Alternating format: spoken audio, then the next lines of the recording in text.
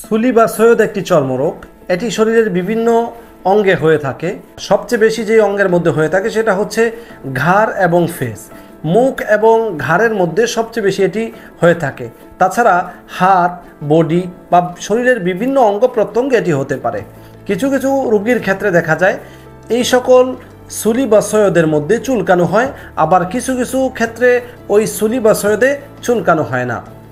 তবে যাদের চুলকানো হয় তাদের বিশেষ করে অনেক সময় দেখা যায় যে এই সকল সুলি বা সৈয়দের উপর থেকে কিছু অংশ থেকে অনেক সময় দেখা যায় খুশকির মতো বের হয়, আবার কারো কারো ক্ষেত্রে এটি থাকে না। তবে যে কারণেই হোক বা যেমনই হোক, সকল ক্ষেত্রেই এই সকল সুলি বা সৈয়দের জন্যে সবচেয়ে বেস্ট সলিউশন হচ্ছে হোমিওপ্যাথিক মেডিসিন। যদি কোনো ব্যক্তির এই ধরনের সমস্যা থেকে থাকে, বেশিরভাগ সময় দেখা যায় যে এটা বাচ্চাদের বেশিরভাগ সময় হয়ে থাকে।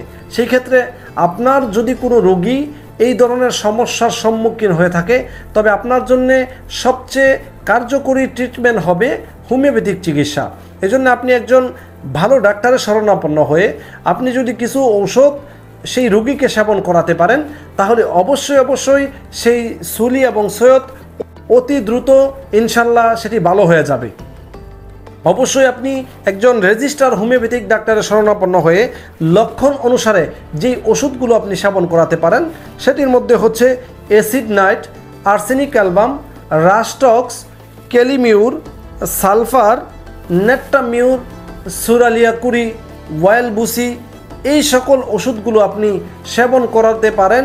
এর মাধ্যমে অবশ্যই অবশ্যই ইনশাল্লাহ আপনার রোগীর বা যে সকল মানুষের সুলি বা সৈয়দ রয়েছে সেই সকল সুলি বা সৈয়দ স্থায়ীভাবে ভালো হবে ইনশাল্লাহ।